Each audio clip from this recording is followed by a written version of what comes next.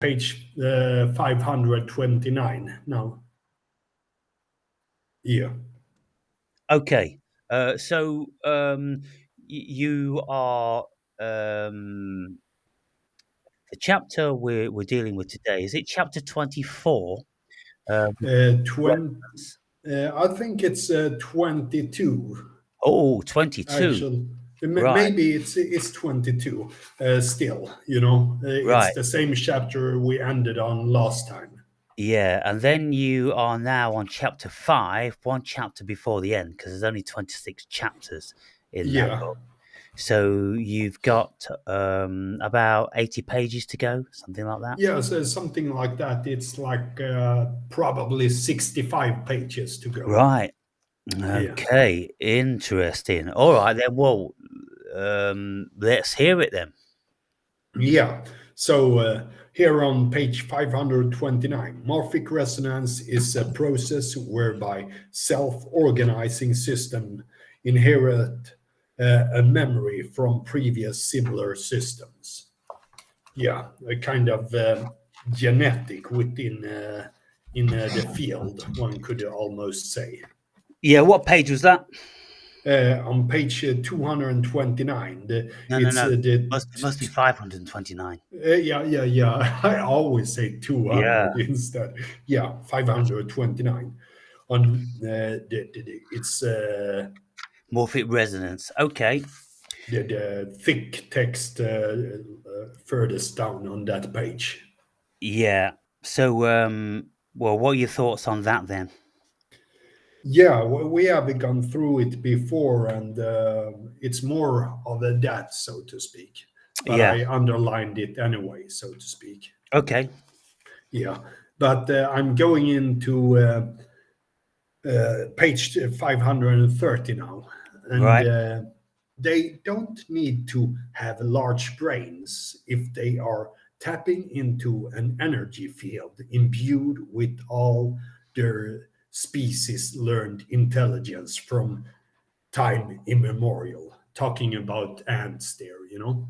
Right. So it's the similar thing we've been into before, but it is really fascinating how small a creature it is, and still they are working like they do, so to speak. Yes. So, just for people that are just tuning in and don't know what we're speaking about Rupert Sheldrake's morphic resonance, when his hypothesis is that there are energy fields which contain information all around us. Like people used to think there was the ether. And the Akashic records, and Yeah, like there's a Wi-Fi now that if we yeah, have the appropriate antennae, then we can receive this information. So Rupert Sheldrake is saying, look, we can receive certain knowledge without being spoken to or any sign language or anything like that. I.e., telepathy.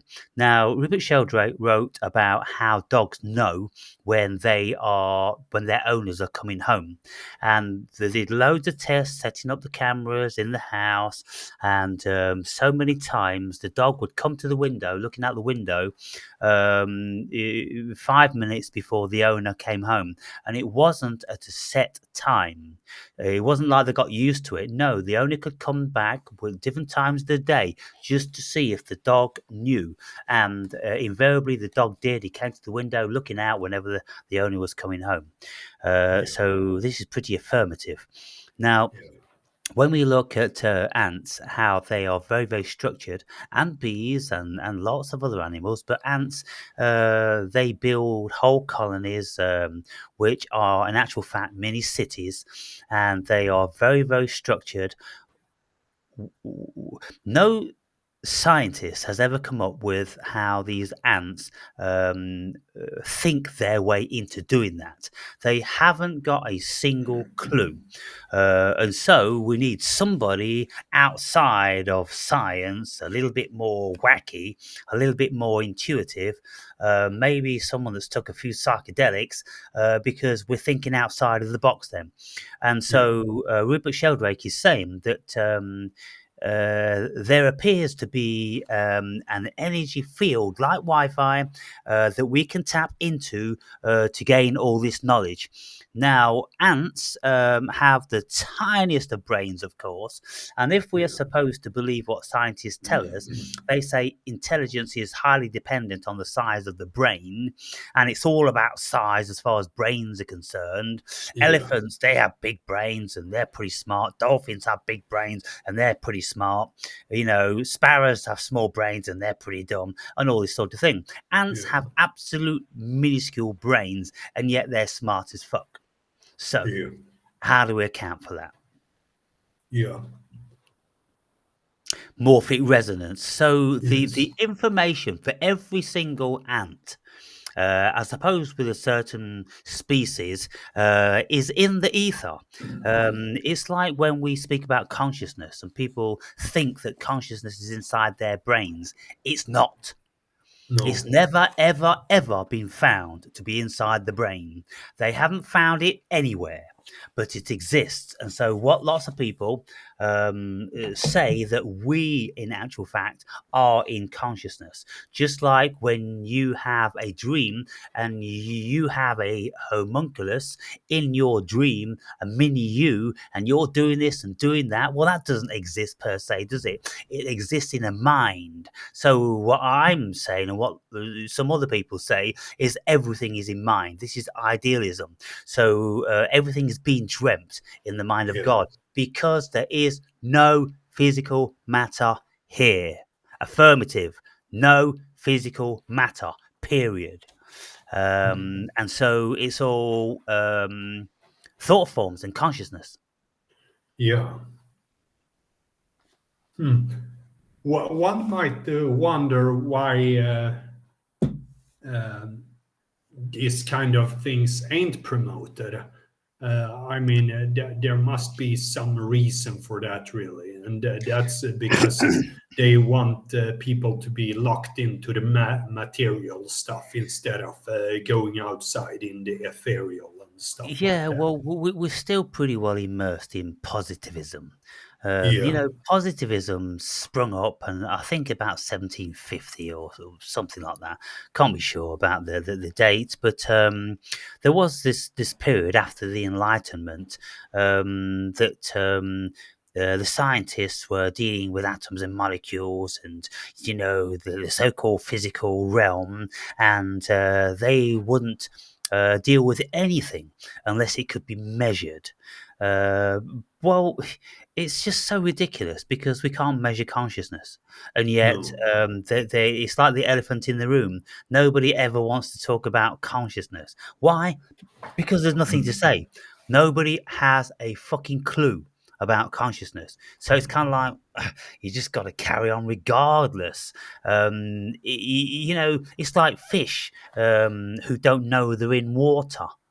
You, Yeah. you know, they don't ever give it that thought. They're just in there. They're suspended in seemingly like midair, but they don't contemplate that this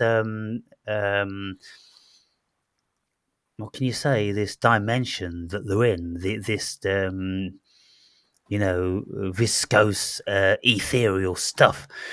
But yeah, why don't scientists, look into more of the supernatural? Now, in this book that I'm reading currently, Madame Blavatsky speaking about all the different supernatural paranormal stuff from all over the world, for thousands of years, scientists are still not dealing with it.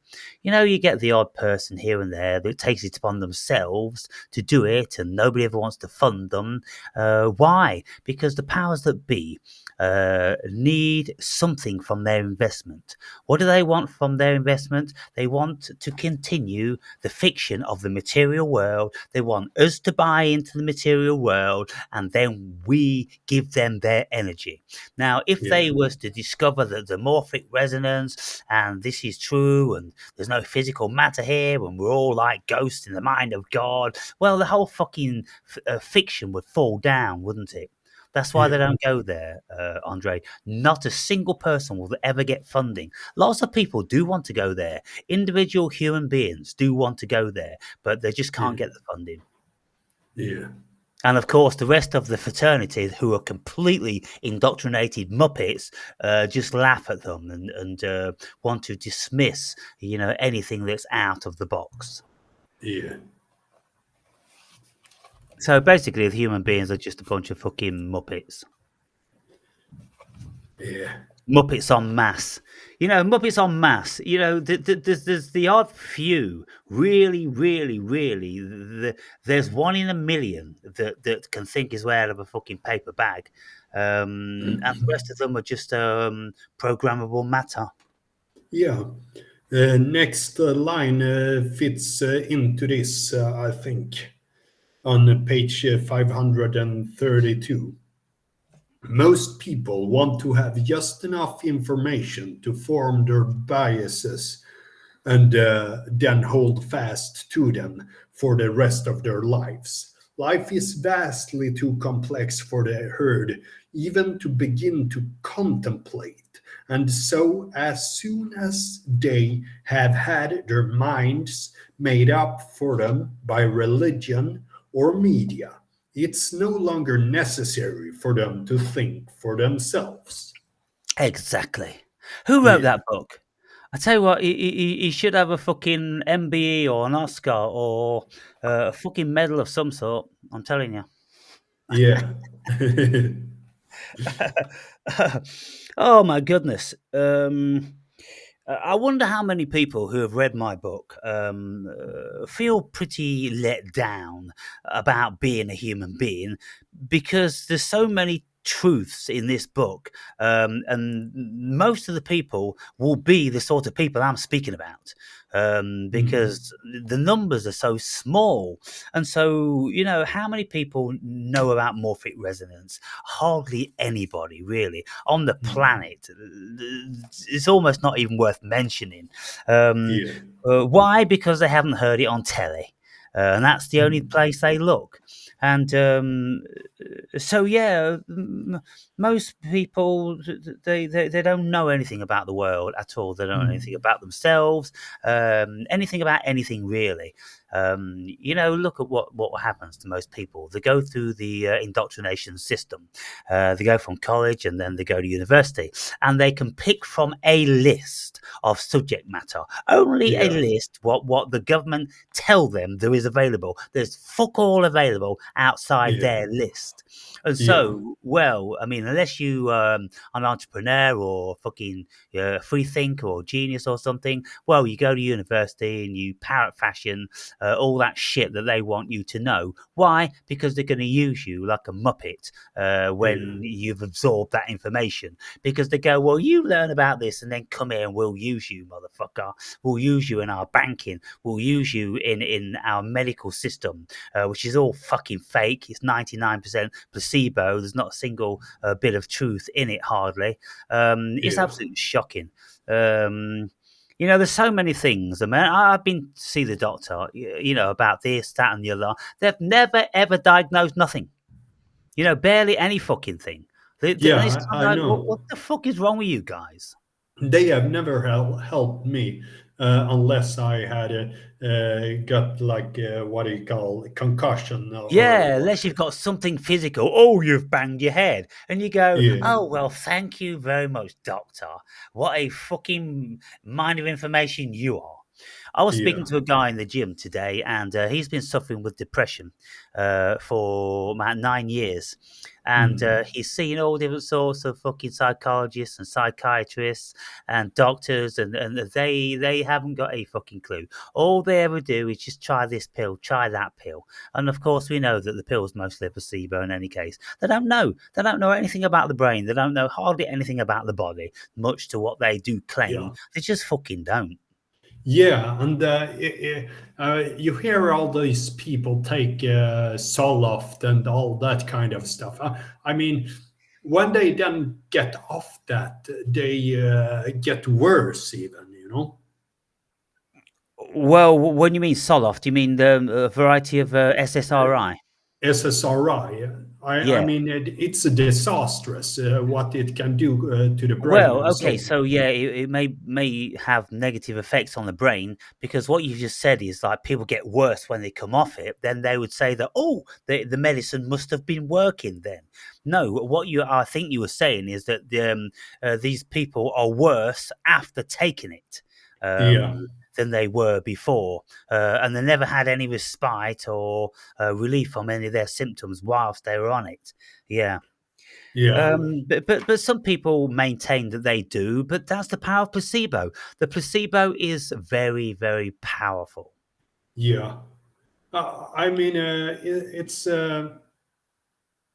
I mean, I struggled with the depressions here and there. Sometimes I have it, sometimes not. I'm probably in a bit of a depression here and there even now. Hmm. I pendulum back and forth, but I think about it as, this is maybe a sign of growth, as well, because it's painful at times. It's very complex because one time I can be very upbeat, another time I can be depressive, but I know what triggers different things and so on.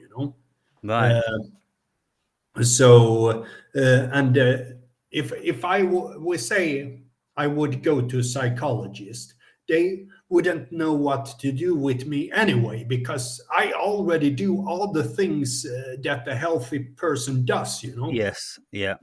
And the only things they're going to be saying is, well, exercise and eat well and sleep well and don't get involved with negative environments or people. And, it's just a case of elimination at the end of the day. And Yeah, then when yeah, people have eliminated all the negative facets and all that, and they're doing everything that you should be doing, and you've still got something wrong in the mind, well, they go, we'll take this pill then. Oh, there's a new pill that's come out. Take that one. It's just a shot in the dark, a yeah, shot in the dark because they're clueless about this. And so I have very little respect, for most of the medical fraternity.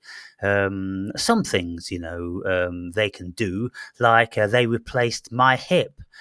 Which is pretty well a rudimentary, elementary thing. You yeah, cut the fucking skin open, you cut the top of the leg off, you stick an artificial one on, and you stitch it back up. And okay, yeah, pretty elementary. But when it comes down to the intricacies of how certain systems work in the body, it's still like the dark side of the moon. yeah.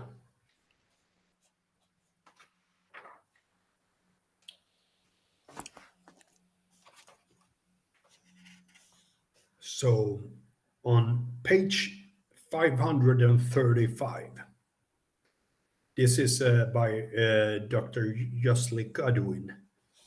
Um, if such energies sufficiently nourish it, the egregore can take on a life of its own and appear to be an independent personal divinity with an unlimited appetite for further devotion.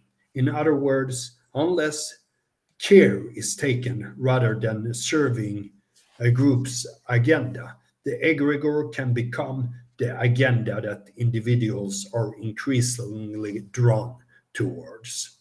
Yeah, the agenda. We say agenda. So yes, if we don't take control of our minds, then Yeah, somebody else will. yes, exactly. Very important to be free thinkers in a group and don't follow anyone blindly. It's Yeah. good to be able to both lead and follow, Mhm. but also ask questions. Yeah, so when we look at modern man who are transfixed in front of their chosen media, these media muggles, pundits, propagandists, they are filling in the minds of the people who are listening. And of course, this is influencing them. And when they are influenced, they will create opinions on that and biases, and they will lead their lives according to it. And of course, that's very dangerous to the individual because it takes away the individuality. Because people are under the delusion that they are being informed. Well, they're only being informed if they listen to a whole broad spectrum of what's out there. I.e., listen to what Russia is saying about America, listen to what Britain's saying about America, listen to what some country in Africa is saying about America, and then you start to get, hey, everybody's thinking very, very different, about the good old land of the free. And if you listen to people speaking who have been subject to America's aggression and propaganda and political overthrowing and all that, well, they'll all tell you that America is the devil. Like the Middle East, they'll all tell Yeah. you that America's the devil. Why? Because America's gone into their country and bombed them and robbed their resources and manipulated them and all this forever. Yeah. And so it's all perspective. And so the And it's greatest thing to also, do is not to have any allegiance with anybody, anything. Just absorb information, but try to absorb information from as many different portals as you can. yeah. Otherwise, slowly you will start to be manipulated Yeah. um, by the egregore, because it's an egregore. It's an energy field.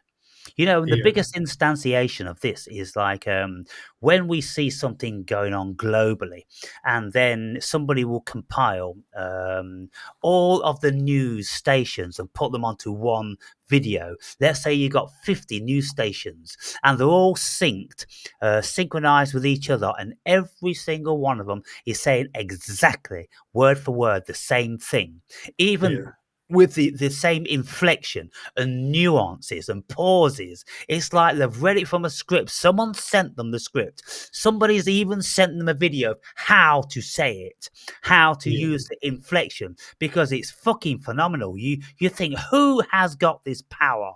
Who on earth has managed to collate all this information and disseminate all this information in an instant, like with the COVID or terror, with Afghanistan Yeah. or Kuwait or whatever? They've all been sent out. There must have been sent out these memos and the videos, and then the boss of the company invites all the pundits in and say, you must say exactly like this. And they fucking do. The Yeah. only alternative, Andre, to that explanation is that it's a simulation, because it's just too complex and too complicated for the whole fucking world just to be synchronized like that. Hmm. You see, when we think about things like this, it becomes very, very unsettling. I want to know how they did that. I want to know who the fuck did that. Because when I watch 50 fucking TV channels, media channels, news channels, all saying exactly the same thing, well, something's afoot. Yeah, they repeat the things so it becomes like the program of all the people's minds, so to speak, and Yeah. they don't think about it, just passing through the Yeah, brain they barrier. do, they do. But on the day when they break this news, when they say breaking news, every single pundit in these big media companies are saying exactly the same. So they are Yeah, being fed from one central hub that owns and has jurisdiction over all of them. It can't be any other way. Because if you're supposed to have independent media companies like CNN or CB fucking S or CBCS or Fox News and BBC and Russian television. If you've got all these and they're all saying the same thing, well, yeah, who told them to say that? yeah, They can't be independent, can they? Because if you had an independent media station, and someone sent you a memo, oh, we'd like to say this, you go, who the fuck are you? I'm saying what I fucking want to say. And I'm saying something different to everybody else. That way, that makes me more attractive.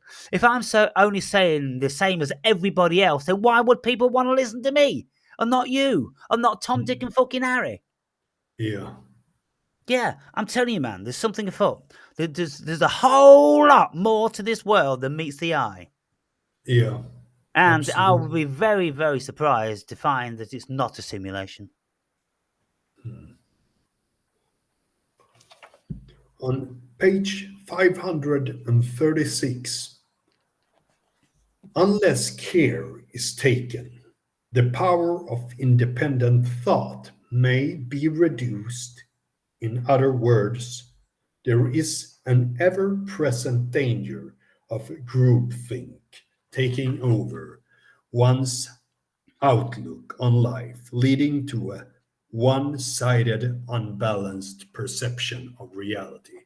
There we have it again, to ask questions within a group, so to speak. Yeah, And I don't. think that is such an important thing as well, because as I myself ask questions, and I also want other people in my closest vicinity to ask questions, and don't also take my words for granted and so on, because yeah, one wants his closest people to him to think as well. Yeah, and to always look at alternative sources. Yeah, Um, Now, when I'm doing my research, I look at the extremes. I will look at videos that speak about what's being said in the mainstream. Look, CNN. We know yeah, CNN is the biggest propaganda station in America. And so, if you want to know what the propaganda is and what their machinations are, then listen to CNN. Then listen to the alternate media who want to rip a new arsehole in CNN. And then you'll get a much more realistic perspective. And they'll tell you what CNN's agenda is and all the rest of it. And then listen to like Russian television and to some foreign interpretation of whatever's going on, because perspective, it's very important to get perspective yeah. because we don't know. We're not there. You know, I don't know whether there's a war going on in the Ukraine. It could be complete 1984, George Orwell's 1984 propaganda on the big screen. It really could be. Who It could, knows yeah, actually that there's a war going on in the Ukraine? yeah. I've never met anybody that says, "Oh, I've been to the Ukraine, by the way." No, because they tell you, "Oh, it's very, very dangerous. Don't go there. You put your life in your hands." And so, of course, well, nobody's going to investigate it, then, are they? I know at least one who went to Ukraine when the war was starting. Right? Yeah, he went over there because he has people that he know there. He went there to give food and so on, you know. And what did he see? There were people that were poor and so on. I haven't met him since that time, but I saw him putting up pictures of it and so on, you know. Yeah. Well, So I haven't been able to talk to him about it. I just met him in the summertime walking by at a certain street here in Helsingborg. mhm, And he were on the way to his work, so we couldn't talk that much, you know. yeah. So there's But so I know he is um, he's let's say a free thinker, so to speak, and mhm, also he yeah, we have a certain history together because he was a leader of one of the organizations I was in here in Helsingborg in the past, you know. yeah, yeah. Yeah, So with all these war correspondence and this, that, and the other, look, we have to bear in mind that they are first and foremost propaganda. Yeah. Secondly, they want to sensationalize, so they are making sure that they have got the most compelling and disturbing film footage that they possibly can. Then they'll use the Yeah. most compelling and disturbing rhetoric with it, and they'll be painting this picture of how it's so terrible and bombs are falling out the sky at this very minute and all this business. When the reality is people are walking around, they're going to the shop, they're playing fucking football on an empty patch of ground or whatever. There's all this stuff. Life's still going on, it Yeah, just isn't absolutely. like anything that they say. It never ever is. And Yeah. so, if people have ever done any history, then they very quickly know about all the propaganda and machinations going on. I mean, there was even under the Second World War parts of Germany that wasn't like that affected by the war and so on. Yeah. So it's feasible to think that it's the same in Ukraine, that there's parts that are not that affected by it. Yes, exactly. Because the impression is that the whole country's like that, the whole country's in ruins, and everyone's starving, this, that, and the other. Well, it's just not the case. Just simply not the Yeah. case. I used Okay. to look at one guy called Ryan Lancaster, who was filming directly from the front, so to speak. He was Yeah. a free media. It was very interesting because you could see how they things that were burning down and all that kind of things. Hmm. It was directly from the front. Yeah. Yeah. Could be a set. It Don't could buy it. be. Don't don't Yeah. don't don't believe it. Don't believe it. I've Uh, become very, very skeptical in my old age because there's been so much which is outright deception. And, yeah. just to remind us all of one, when the Twin Towers came down, we Yeah. saw explosions on many, many floors, and all the fire service people were saying, in real time, there's explosions going on. We can hear it pop, pop, pop, pop, pop. These people know what explosions sound like. They know what petrol blowing up sounds like. They know what lots of things blowing up sounds like. And when this thermalite was blowing off, they're like, that's explosives. That's demolition explosives. Yeah, you And can hear from down under, so to speak. yeah, and then when Building 7 was still intact, it was being reported by a news company who was standing. They didn't know, but they were standing, and Building 7 was in the background, and they were saying, "Oh, we've just heard that Building 7's, imploded in on itself, and this that, and the other. This has come from people that are on site, and Building 7 was still in the background." So, of course, it was kind of like, well, they knew they were going to blow up Building 7, and Yeah. somewhere down the line, someone fucking got it wrong and said, oh, Building 7's come down. Tell them Building 7's come down. Building 7 was still fucking standing. And so it's all theatre. Every Yeah. fucking bit of it, people, theatre. Yeah. So on the same page, 537 is the page now. Yeah. Uh-huh.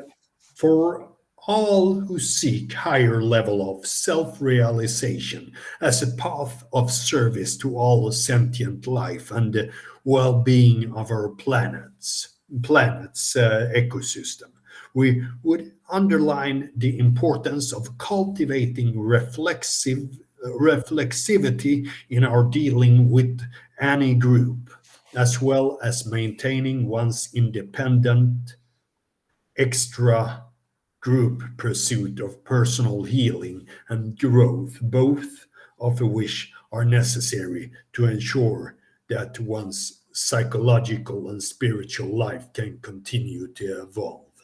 Yes, don't get too rigid in the group, so to speak. Yeah, but just don't buy it. Always look where there has became a form of rigidity and see where we can work around that rigidity and look upon things from a different angle all the time when Yeah. it's needed. Yeah. So on the next, and now we're coming into chapter 23. And that is the chapter which has the youngest collective unconscious, so to speak. Yeah, And and the chapter starts with the headline "All is One," yeah, and then the next paragraph is the paradoxical cosmos. So I'll just read the opening bit to this chapter. yeah, I say, in these summarizing chapters, I endeavor to attempt to arrive at some semblance of a meaningful, helpful finale. The reader may benefit from bearing in mind that the paradoxical nature of what it is to be human. In the previous chapters, I have scratched the surface of several facets of what we, as awakened persons, will encounter along our journey of becoming closer to God. My conclusion may already be somewhat apparent for the astute reader, who will by now have a good feel for where I will be speaking from in the final throes of my spiritual awakening journey. Hitherto, through the supernatural cosmos. To enable me to shed additional clarity on my perspective, I will need the assistance of a few more time served conceptual spiritual truths. So then I speak about the paradoxical cosmos, um, and that's quite lengthy. So uh, I'll just read a few lines of it. Let us yeah, begin by looking at the paradoxical nature of the cosmos and all that is conceptualized as far as human beings are concerned.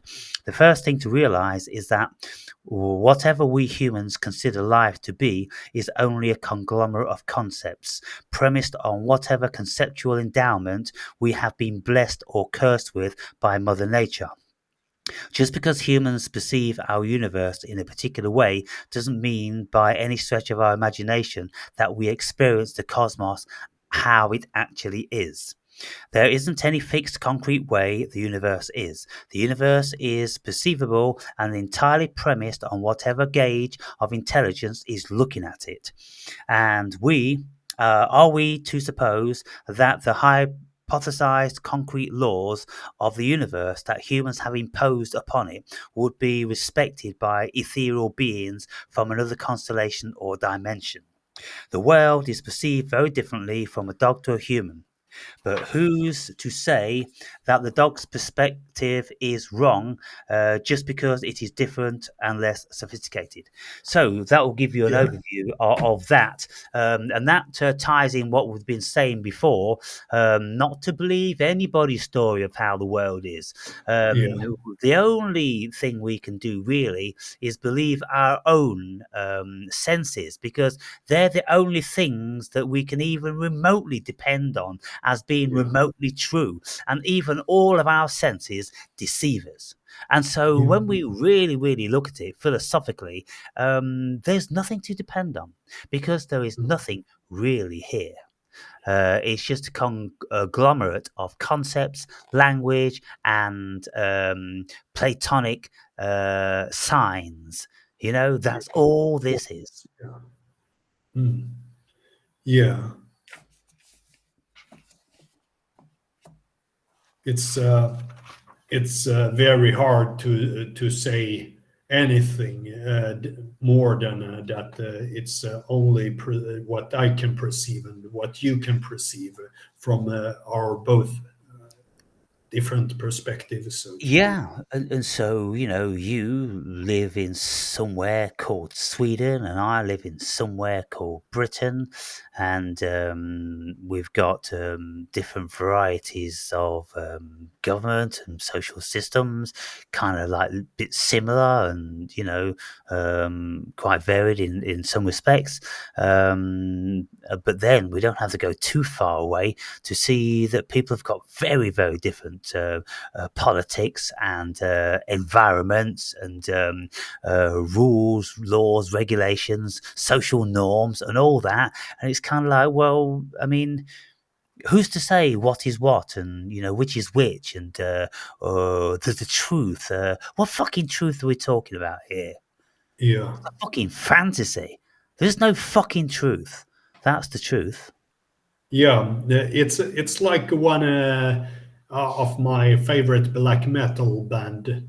So they start one of their first song on one of their albums called "Exercises in Futility."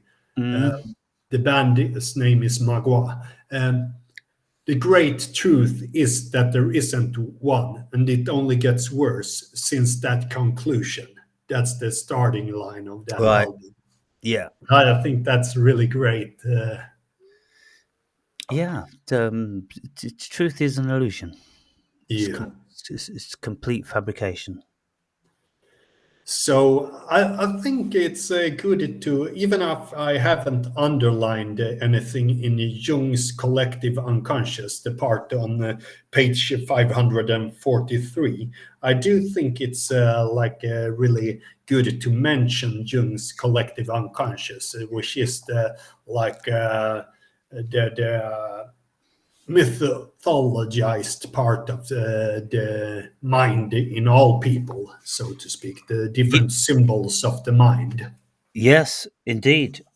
So I'll read a little bit of it then. I'll go down to the basic explanation of Yeah, Carl Jung's collective unconscious. The term collective unconscious first appeared in Jung's 1916 essay, The Structure of the Unconscious.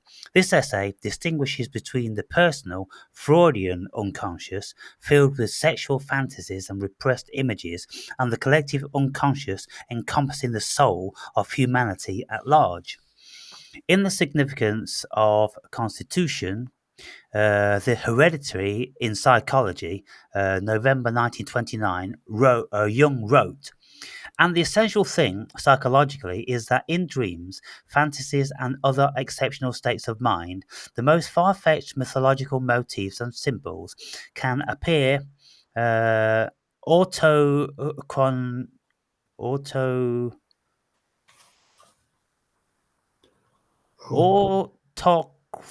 what the fuck? Autothonus, autothonus. Okay, so don't know what that word is.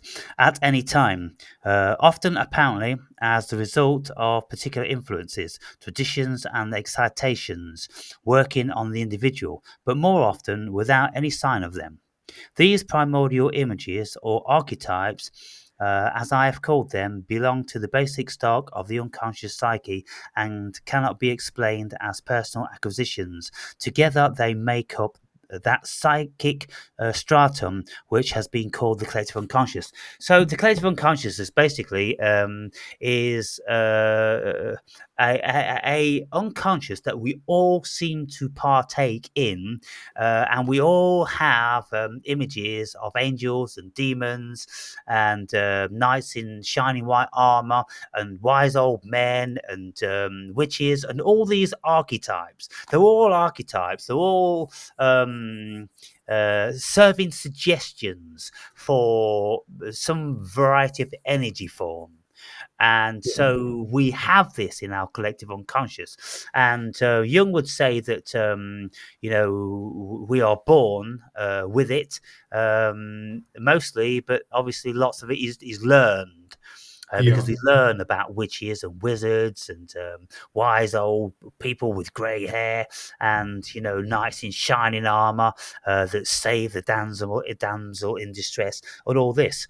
But through our dreams, we can see indications of a deeper level of the collective unconscious when we start to dream about crocodiles or monsters and witches and beasts and all different sorts of things that come to attack us, or come to give us deep rich insights, things like this.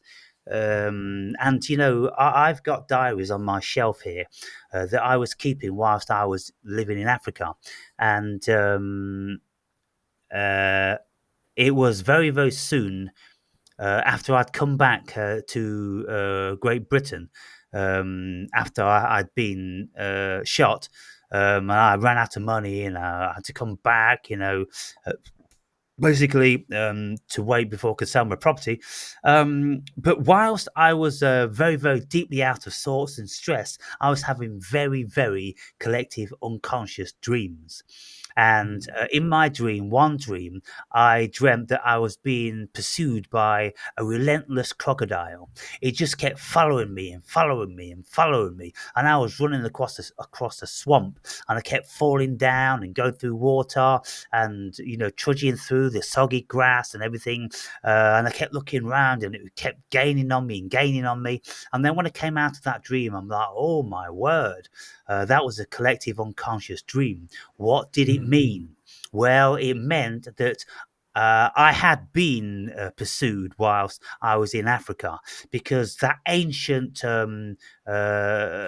egregore of those people, it feeds, it will suck the life out of a dry bone. And as a white man in Africa, they are going to suck you dry. They're going to pursue you in any shape or form. Some of them will come to shoot you like they did me. Others will come to sleep with you and beguile you and take you that way. But their objective is exactly the same. It's to take you for everything you've got. And so then I was dreaming about this collective unconscious creature as old as the fucking world is, the crocodile. So you see how things fit into dreams? And that's why Yeah. Jung was very, very big on dreams and the collective unconscious and archetypes. Yeah. Yeah, it's very interesting, this part of the Jung. I know my brother, he read like Jung for 2 years every day. Right. Uh, but I myself haven't written down that many dreams. I've written down one here and one there, because Hmm. oftentimes dreams can be very foggy and so on, where you're not sure about is it that or this. I kept a dream journal for 4 years. Hmm. And I kept it because I was having all of these crazy dreams. Because when we are very, very emotionally and physically challenged, our mind is going to be looking for the answers to get us out of this difficulty. Yeah. So I wrote my dreams as soon as I wake up, and I'd conditioned my mind into waking up when I was having these dreams. And as soon as I woke up, I remember what's going on, and I took a pen and pad next door to my bed, next to my bed, and I wrote everything down. And sometimes it would take, let's say not long, because I would just write the highlights over 20 minutes, and then I go back to sleep. But because I'd wrote the highlights in the morning, I could read the highlights, and my mind would be reminded, and then I could fill in the whole of the details, which very often took an hour and a half just to interpret one dream. Yeah. Yeah, my brother said that there's much to gain to analyze one's dream, Oh, and you absolutely. could start to see a lot of patterns within that as well, uh, especially if you have a lot of dreams. Yeah, and we can tune into our dreams, and we can remember them when we set our mind to remembering them. It's like anything. If you want to be good at something, then it's practice. And so Yeah. each night before you go to sleep, you say to yourself 10 times, I'm going to remember all of my dreams. And when I have a dream, at the end of it, I'm going to wake up and remember everything. And so in time, we can do this.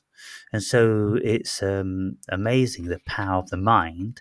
And, just like when I wanted to have out of body experiences, I conditioned my mind over 3 whole months, every single day, every single night. I would wake up purposely in the middle of the night, 2, 3, 4, 5 a.m., and I would just lie there absolutely still.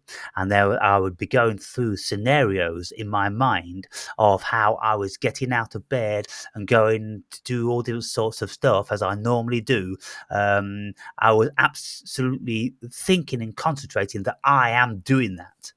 Because when you do that, then you kick on your consciousness into thinking that it is actually out of the body, and then it will leave the body. So I underlined on page 553. Groups of people can become especially receptive to specific symbols due to historical situations they find themselves in. The common importance of the collective unconscious makes people ripe for political manipulation, especially in the era of mass politics. Jung compared mass movements to mass psychosis, comparable to demonic possession, in which people uncritically channel unconscious symbolism through social dynamic of the mob and the leader. Yeah, but through the chanting and all that kind of stuff they do, um, they come into a form of ecstasy together. Yeah, ecstasy or rage or whatever, whatever the collective human consciousness is set upon. Yeah. So So the beginning of that, the headline is application to politics and society. And yeah, it says elements from the collective unconscious can manifest among groups of people who, by definition, are all share a connection to the elements. And then you've just read the second bit. yeah. Yeah, and the symbols could be any symbol that have been like put forward, like the swastika or Yeah, the hammer and the sickle and so on. or ban the bomb. Tannenbaum. Ban the bomb. You know that's a symbol from the 80s. Ban the bomb. Ban the nuclear bomb. That Ah, symbol. okay. Yeah, Peace and yeah, love and all that sort of thing. yeah, yeah, Yeah, so symbolism is amazingly powerful. yeah, And of course, this is why propagandists have used it. And this is why all companies have their motif. All big companies, Coca Cola, Pepsi, Ford, or, any of the other motor companies or whatever.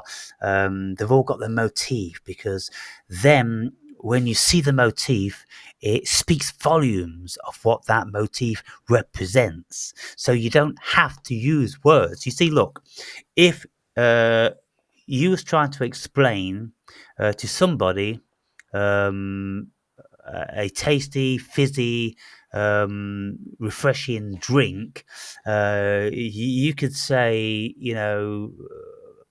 10,000 words and someone would, yeah, I kind of like, yeah, I get what you're saying. Or you can hold up a picture of the Coca-Cola sign, yeah, and anyone that's had a drink, only one drink of Coca-Cola, will know exactly what that Coca-Cola is and what it means to them. yeah. And also the use of a red color, they use that in all fast foods and all that kind of stuff because that's like uh, a triggering color, so to speak. Yeah, yeah, lots to do with colours, as well as shapes and emblems and all that sort of stuff. Yeah. So on page 563, I only need to walk through any city on earth to observe the weeping and gnashing of the teeth. I have even heard their teeth chopping on the bits of their bridles when I pass them by as they resignedly So So, come. what line you on there? The chap the paragraph starts. What one may question? Yeah. Yeah, yeah, so it's pretty much further down on Yeah, that page. let me read that then, because there's some Yeah, pronunciation that you need to get correct. yeah, Otherwise, okay, I people see. won't know. So one may question who would ever intentionally create a living hell for themselves and others around them here on Earth. But look around you. There are millions of people experiencing life, which is a long, long way away from anyone's idea of heaven.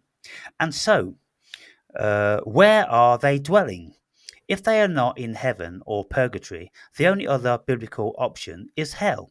I have spoken at length about this in a previous chapter. Hell is a state of mind and isn't necessarily where the weeping and the gnashing of the teeth is, it's simply a way of life. And an innumerable amount of people are what could be labeled as living hellish lives. Lives that have no meaning and only offer up suffering in any variety due to the mundane drudgery of modern life expectations, i.e., performing unfulfilling jobs just to make ends meet. In my estimation, that isn't living. That is merely surviving, postponing the inevitable, which is a painful death accentuated by the knowledge of a wasted earth sojourn. Having a profound notion of regret seems to be one of the most acute realizations that one is residing in hell. This can come about because one of the self imposed chains of restriction someone has toiled for all of their unfortunate existence. Throughout my travels, I have discerned hell all around me. I only need to walk through any city on earth to observe the weeping and gnashing of the teeth. I have heard their teeth chomping on the bits of their bridles when I pass by them as they resignedly succumb to what they consider the only life they could be living. Now, you know when a horse chomps on its bit? Yeah, Yeah, the brittle. yeah, it's got this steel bit in here, which goes in there. Yeah, It goes at the back of the teeth, and then the bridle is attached to it. Well, some horses they get annoyed with it and they chomp on the bit. So I'm mm, saying that I see people all the time chomping on the bit of the disgruntledness of their own lives. You know, the wailing and the gnashing of the teeth because they're living actually in a living hell as far as they're concerned. yeah, So it's not so. Life is a choice, and we don't have to make too many changes to transform our lives dramatically. For many years, I have traveled the world with the intention of creating a particular life. For example, I decided on a whim that being a scuba diver instructor in a warm, sunny environment would be interesting. So I went off to fulfill that fantasy. I did whatever it took to succeed and have done this a myriad times in my sojourn on earth. Now, yeah, contrary to what the world serves up, contrary to what the world tells us, contrary to what the media, instills in our mind, fear and insecurity and guilt that we should be doing this and doing that and all that. Forget it all. Take control of your own minds, look at the world and decide what you want to do and what you want to be. yeah, exactly. And that was actually the last line in that chapter. But I saw right now that I missed two lines. Oh, okay. So I go back to page 558, and we come back to the Akashic records. Apparently, any type of endeavor, whether action, thought, desire, or deed, creates some kind of vibration activity.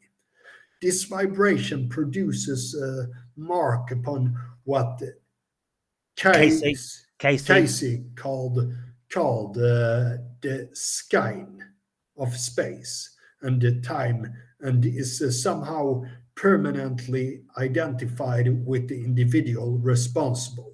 Although unease, it is an etheric energy that is as evident to a sensitive as the printed word is to a sighted person.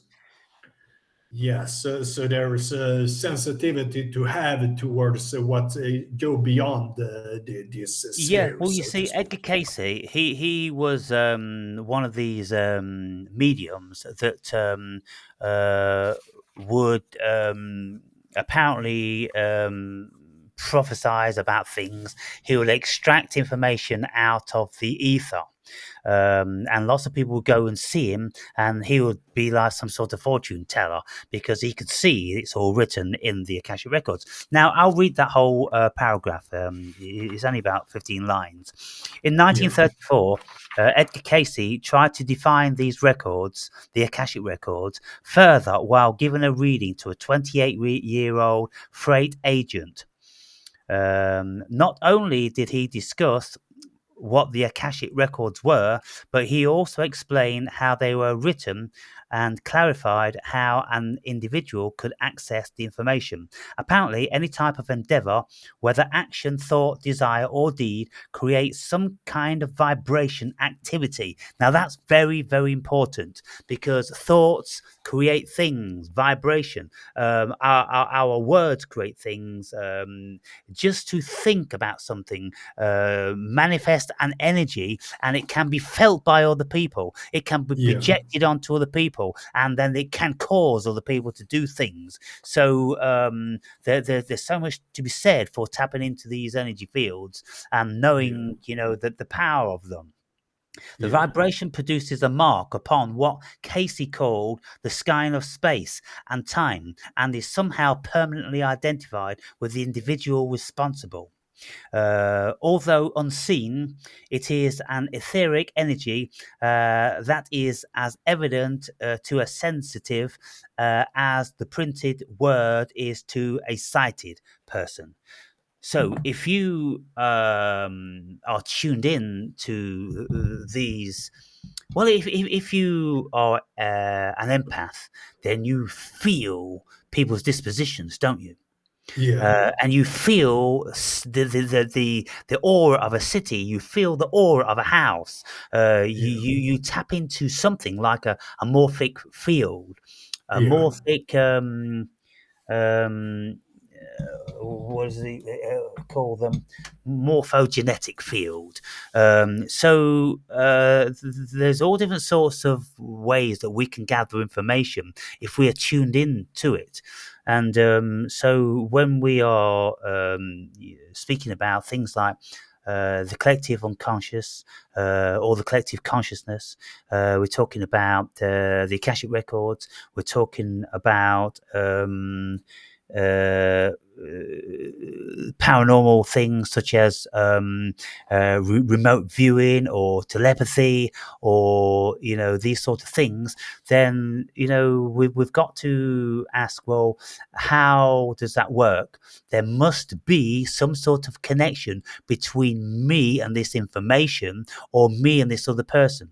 And so when we look into quantum mechanics and we see this entanglement thing, whereby they said that every single thing is only really one because it's all connected. And when one part moves, it moves all the other parts. Because when they yeah, do this entanglement experiment, they separate two particles which had a relationship with one another prior, and they can separate them over vast differences. And when they move one, the other one moves exactly in the opposite direction. And so it's like if uh, you've got like two mirrors and they're like this, and you can see one reflection here and then one reflection there. Well, if you move this one, well, that one's going to move exactly the same time. Why? Because it's the same thing. yeah. Yeah. So yeah, when we get tuned in into all this stuff, then we realise that we've got powers. And you see, I bring all this stuff into the forefront of people's minds, and it all connects. And then I speak about the law of attraction. Well, look. if we have the power to create our own reality just by our thoughts, if I Yeah. said to myself, I want to manifest X, Y, and Z, and then within a week or 10 days or even the next day, I do like I did, then we've got to go, well, the universe has to be connected then because my thought was connected to whatever that was in the so called future and it brought it to me. Yeah. You see, if we turn our minds to all this sort of stuff with our own power, if we take our minds away from looking at the idiot box and the propaganda machine and all that incessant bullshit, if we turn our minds in, then we'll realize that we can manifest pretty well whatever we want to do. And we know this is possible because we have living proof of people doing it. All the people that are movie stars and film stars and big in business, they've all turned their mind on to pulling whatever they've wanted out of the potential of the cosmos. They've decided what they wanted to be or what they wanted to do, and then they made it manifest. How? Because it's all connected. And when you think so strongly about something, you attract it like a magnet. Yeah. Mm. Mm. Mm. Powerful stuff, man. Yeah. I have probably created some things, and uh, but sometimes I feel like there can be things in the way for the intuition to penetrate deeper at times. Yeah. Well, I was Um, only just reading an excerpt of Madame Blavatsky's Isis Unveiled, and she is speaking about mystics and very learned people like monks, religious, spiritual people, this, that, and the other, people who wanted to manifest, like, let's say, the Buddha. So they would go into isolation, and these people have been meditating for like 30 years, and this, that, and the other. They're very, very spiritual, and they're really tuned in. So they go into a darkened room, and they sit there in meditation, and they're concentrating, manifesting an image of the Buddha. And some of them have been able to do this within, I don't know, let's say 10 hours of deep concentration. Other people haven't been able to do it in that time and got very disappointed with themselves because they thought they were very connected and spiritual. So they gave it longer. And then maybe after 2 or 3 days, they actually made that manifest. So it's about time and the energy and the desire. And this, you see, has a great deal in relation to faith, to have faith in God and Jesus, because you're thinking, praying, hoping, wishing, loving, and all this sort of stuff. You are creating your own reality. mm, And if you do anything long enough, then it will become your reality. yeah, So it's all mind. It's all mind, people. yeah. So on page 562, um, let's start with this. We can take the whole quote. It's a famous quote from Nietzsche. Whoever fights monsters should see to it that in the process he does not become a monster. And if you gaze long enough into an abyss, the abyss will gaze back into you. So further down it says, when you gaze long enough into an abyss, the abyss will gaze back at you. Yeah, I feel that I have a tendency to stare into the abyss a little too long. It have Mm-hmm. probably been ingrained to my neuro-linguistic pathways to an extent that I actually wish that I could look anywhere but the abyss at times, Right. because it is maybe not to an healthy extent all the time. Yeah. So what do you see in the abyss? Nothing. It's like the nothingness in itself, that there's a futility and there's a meaninglessness to things, Right. Yeah. Okay. and So you're gazing into nihilism then. yeah, I'm a little. My struggle myself is like a struggle against nihilism a lot. Right. So it's a conundrum at times, Hmm. Yeah, because uh, some people's minds uh, they're not endowed with uh, the more beautiful facets of God consciousness. Yeah, Now, I was speaking to a friend of mine in the gym today, and this guy, um, he told me that he's been suffering from depression for 9 years, and nobody, he went to could cure it. And he's at the end of his tether, and he's been thinking about suicide a lot. And he's saying, "Look, I'll give it 2 more years, and if I can't get this sorted out, then I'm ending it." Um, because his mind's a living hell. Because he doesn't get any joy about anything, he can't get any motivation, he's insecure, he feels worthless, there's no point to life, and all these sort of things. And I'm like, wow, what an affliction.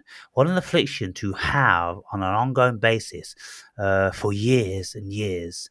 Um, like many people do have with their depressions, and they're on SSRIs, and that doesn't work, and then they'll try something else, and they'll try something else, and try something else, and they're like dead. They don't find any joy or anything like that. But my mind is beautiful, and it's pure, and it's expansive, and I've been very, very lucky. And I have been down and depressed, and feeling like there's no joy in my life. At certain times in my life, dark night of the soul, things like that. But I've worked my way out of it by my positive outlook, which I was gifted with. I must have been gifted with, but I've worked very, very hard. I'm a very disciplined and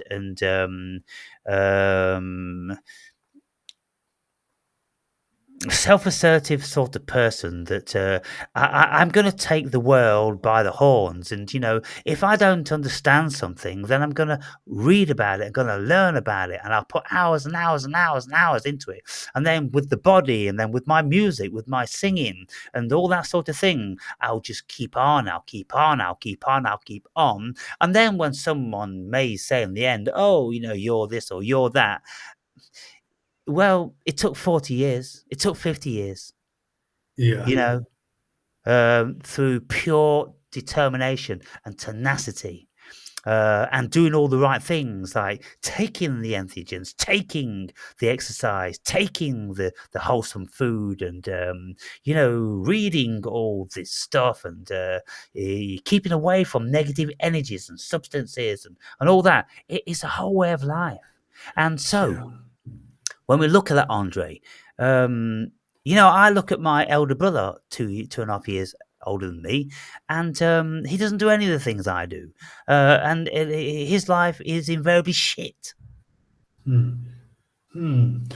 It's interesting because I do a lot of the good stuff, and I talked to a friend recently, just an hour before we talked, start to talk. Hmm. Um, and I said that I go back and forth in a kind of depressive mind, and he said that he had recognized that lately, in a way. But at the same time, I'm very like can enjoy talking to people and all that kind of stuff. It's so. Um, um, it's complex, I think, because I can relate to what you told about that person thinking about taking his life and so on. Absolutely. Uh, I because it's almost like I when I do something and I like. and I do like mistake. I felt like, ah, fuck, I could have done this a lot better. Uh, then I get emotionally attached to a certain thing, a girl, also in this case, you know. But Hmm. but that's not the only thing. It's like many. There's different things stacked upon each other, and at the same time, I have this driving force towards the tribal thing I'm into, and so on. So see, look upon this and say, when something happens in the tribe, I need to have staying power, because then I don't back off from it, you know. Hmm. I have certain purposes here and there, and there are certain people in my life, and so on. And the things that we do together, you and me, and my friends do together, all those things mean something, you know. Yeah.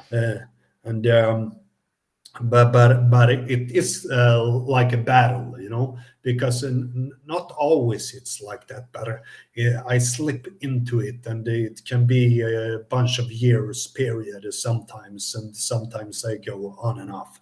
Like, but I'm not on any SSRI and will never go on it either, you know. I Hmm. rather take a psychedelic or something like that instead, you know. Yeah. Yeah. Take something like that to shake you out of the paradigm of consciousness. Yeah, Um, and this is what the John Hopkins Hospital have been researching on for many years now. They say that they've had lots of successes with people taking reasonably high doses of um, psilocybin, that it will break them out of their depression. yeah. It will free them from addiction. Very positive on all fronts. I've never heard of any negative about psilocybin, because even what people think are bad trips, they're good. Yeah, absolutely. I see that as well. Still, I have had very high dosages of different psychedelics as well, you know. Mhm. And probably they have saved me in one way or another, you know. Yeah. But when I've done those, I also have this mindset at times, you know. But I'm not talking negative to myself. It's just this inner feeling that I can have like sorrow or hurt or something like that, you know? Right. Yeah. Yeah. Mm. So, hmm. And I mean, this week I've been to the ocean two times, and I been in the ocean then for 15 minutes. And people report to get out of depression from that. I take Mhm. today I have taken like one 3 minute cold shower and one 7 minute cold shower. It doesn't seem to help me in the same way that it seemed to go for other people. I just do different positive stuffs, and it do like a little bit in everything, you know. Yeah. So if I didn't do any of those things, I would probably be a train wreck, so to speak. But Mhm. it's just natural for me to just do that and be disciplined and move on, you know. Yeah, well, there's a great deal to be said for discipline, because it keeps you focused. It stops you from being lethargic and dismissing, discounting everything in your life, because that's most certainly a road to ruin. Yeah. When people stop doing stuff, but if you can always find the energy to take the cold showers, nobody likes a cold shower. If you can No. do that, and then you shivering and your cock and balls fucking freezing, and it's kind of like it's not pleasant. But when you No. come out of it, then your body is energized, and it's Yeah. creating all the antibodies and the good stuff. It's making sure that all your organs are vital, and so it's great. And then with meditation, with your exercise, and whatever else you're doing, yeah. So Yeah. some people would sing songs about it, but you could be a lot worse, couldn't you? You could be a lot Yeah. worse. Yeah. Absolutely. Yeah. Yeah. Hmm. So one thing that came to mind also today is like I need to get out of this apartment. I need to go somewhere else, you know. What, But permanently I've or? yeah, either that, but I need to get money to go somewhere, you know. Mm, Then I need somebody to hire my apartment from me. mm, Uh, I need to find that as well. yeah. Yeah. I want to go to Portugal. I think that is a nice place. It's beautiful, and the weather's Yeah. fantastic down in the Algarve all through the year. Um, Yeah. it's the cheapest place in Europe. When I was there, searching for what's the most affordable place to live in the whole of Europe, Bulgaria used to be first. I don't think it is anymore now. And then second was Portugal, and you've got amazing towns and cities and coastline. It's an incredible undiscovered gem. It really is. Yeah. You know, lots of people from Europe, they go there in the summertime, July and August, which is the worst time to go because it's too hot. Mm. And they go just to like a hotel or an apartment and they just go on the beach and that's all they do. But Portugal is a beautiful country throughout. And the Yeah. people, are some of the best I've ever encountered. And so I most certainly would go and live in Portugal, had I had enough money to do that. Yeah. It's really, I have thought about it because, you know, I have a brother in Brazil, a half brother, you know, Mm. he's about 18 or something like that now. He, I have never met him, you know, but Oh, apparently when I talked with him via internet, he read like Freud, he read all kind of books and so on. He probably read more books than I do, you know. wow. And he's into martial arts. You know, with we even don't have had any connection with each other in real life, and that comes forth like I don't know anything about him. He don't know anything about me, but we had similar interests. You know, So here's your brother on your mother's or father's side. my father's side. Right, and what was he born from a Brazilian woman? Yeah, Brazilian black woman. Yeah, so he is proper Brazilian. What Yeah. what do you think took him into Freudian psychology and all that sort of stuff? He's said when I talked to him, like that he really don't fit in with Brazilian society and so on. So Right. it's pretty much like me, don't fit into Swedish society. Yeah, something in your man's semen. Yeah, something peculiar. Yeah, yeah, He's firing off all these seeds for mutations, um, yeah, but good mutations. People yeah. thinking outside the box, and that sort of thing. Does he speak about coming to Europe? He has talked about it like that, but he need to get together some money for that. You know. Yeah, same old story. Same old story. All right then. Yeah. So let's do the next line then, Andre. The next line here is on 562 again. There is, however, deep within my essence, a confidence in a knowing that if I look to the abyss, I will certainly find it. But if I divert my eyes away from the dead center of the nothingness, just a few degrees, and seek out love, beauty, and magic, I may find that instead. So that is a good thing to think about for me as well. You see, that's a very powerful line because we can look into the abyss if we Yeah, let our minds slip into that realm, yeah, and then we'll fall further and further and further. And like Nietzsche said, if you stare into the abyss long enough, the abyss will stare back at you. Well, so I've been into the abyss, you've been into the abyss, and we know that potentially we could stay in the abyss. But if when we are really in the abyss, we just move our focus just a few degrees left or right from direct center, then we'll start to come out of the abyss. And then we can do it another degree, another degree, another degree. And before we know it, we're no longer in the abyss and depressed anything.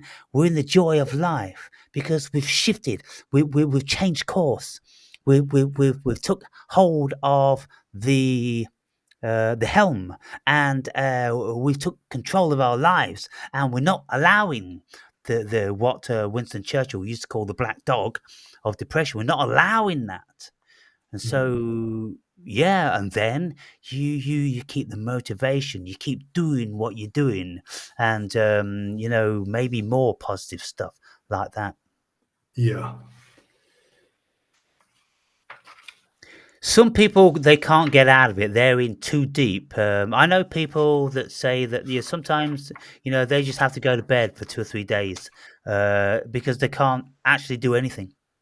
yeah. Nothing means anything, and just to try to do some exercise or walking, you just can't. All you want to do is just get under the covers and just block out the whole world. Mm, yeah. That's a tactic that I wouldn't choose. Yeah. It's really bad. Well, maybe sometime when I was 22, I did that, but still, I went to gym like 3 times a week. Hmm. But I also did the other thing where I was stuck in the bed, like painful, like this. Yeah. When I was in my dark night of the soul, I absolutely made sure that went out walking for 1 whole hour every single day.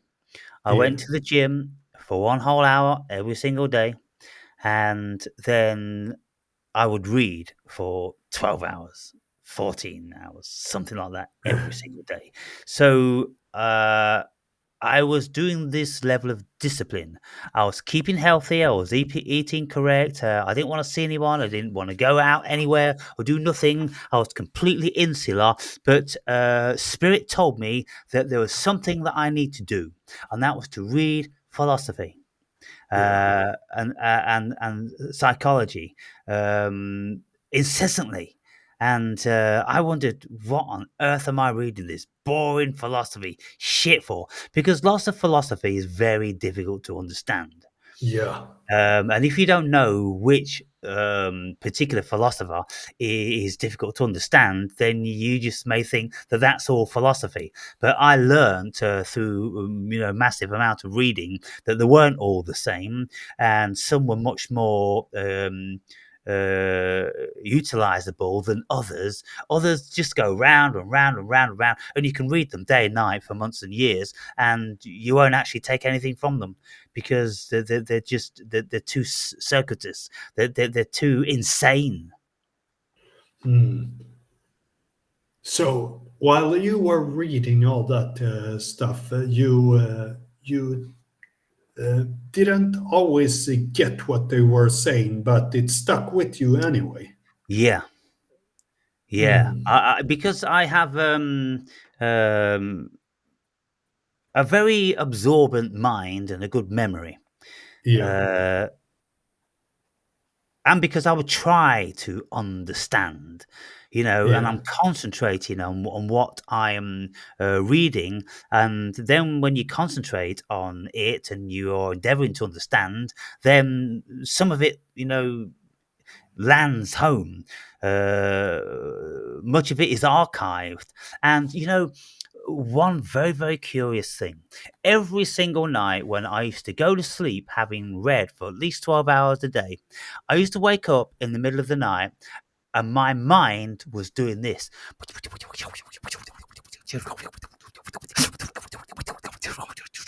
It's like it's reading back at 10 times the speed everything that I've read that day. It's like it's a computer. It's like a defrag. When you press defrag on your computer and you see that all the files are being moved around and it's all being archived. It's kind of like if there was a hurricane in a library, and then the librarian would have to go in and put all the books back. Well, if they did that 20 times faster than they normally would do,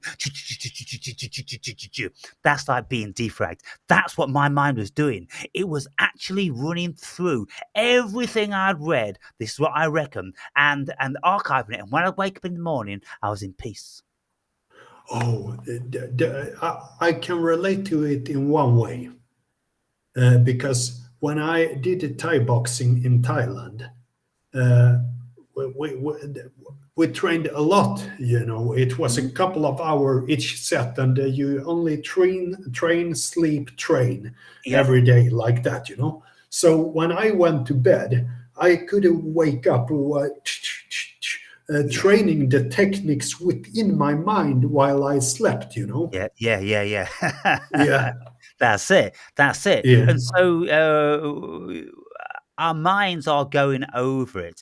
And what dream interpreters and psychologists say about dreams is the way our mind archives everything.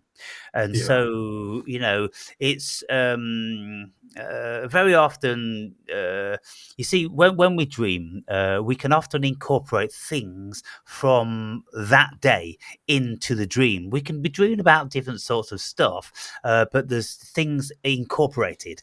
For instance, if you've had an argument with a family member, then that family member might appear in the dream, or another family member might appear in the dream, only it will have the voice of the family member that you've been arguing with. Now, this is called condensation. And when we dream, we have a condensation, like a conglomerate. Now, for instance, if I've been arguing with my father, in the dream, I would see my uncle, but he would be speaking like my father and he would be acting like my brother. And I'm like, what sort of a conglomerate of a misfigured freak is this? But it is pieces from all of them, which you need yeah, to work out and settle in your mind. You see? yeah, Yeah, fascinating. yeah, really. So now we're on chapter 24. Okay, well, we'll do that next time because we're up to 1.5 hours now. Yeah, that's perfect, deal. Chapter 24 is how the collective unconscious and archetypes play critical subliminal roles in our lives. Okay, well, that's a great subject to start with next time rather than starting now and half baking it because it needs to be addressed in its entirety. Yeah, So, yeah, so that's where you are then in the book. yeah, Um, But you've read actually up to 25, haven't you? yeah. 25 or 26. Are you on 26 now or what? No, I am on page 605. 605. Okay, so you're into chapter 25. And Yeah, what have you got to look forward to? Oh, you're coming into simulation hypothesis. Um, yeah, okay. Well, that one will be a good another good subject. And then we're going into the things like the Big Bang, um, We're gonna be getting into Mandela effect. Oh, Yeah, I tell you what, people, if you haven't bought this book already, you are really doing yourself a disservice by being obstinate and not buying it. Because within this book, there is a massive amount of information and subject matter that probably you've not even fucking dreamt about. So it's about time you did, if you yeah, are supposedly on the spiritual path of enlightenment. yeah. That could be a very good thing to do, I think. Yeah. So, uh, yeah. Book sales have plateaued now. Nobody's buying the book. Uh, there's been about 90 copies sold. But that's just to my viewers. I don't advertise it anywhere else. So that's really good, really. 90 Yeah, people, 90 of my viewers have bought that book. And, I've only got an average of about 100 regular viewers, really. When you look at yeah, my videos, there's only about, average of 100 hits. And so, I guess it's a really good result. But I'll push it a little bit more coming up to Christmas, and I'll suggest to my viewers that it might be a good idea to give this present to somebody you love, or yeah, to be kind to yourself and buy it yourselves and read the fucking thing. yeah, Alrighty, my old mate. yeah.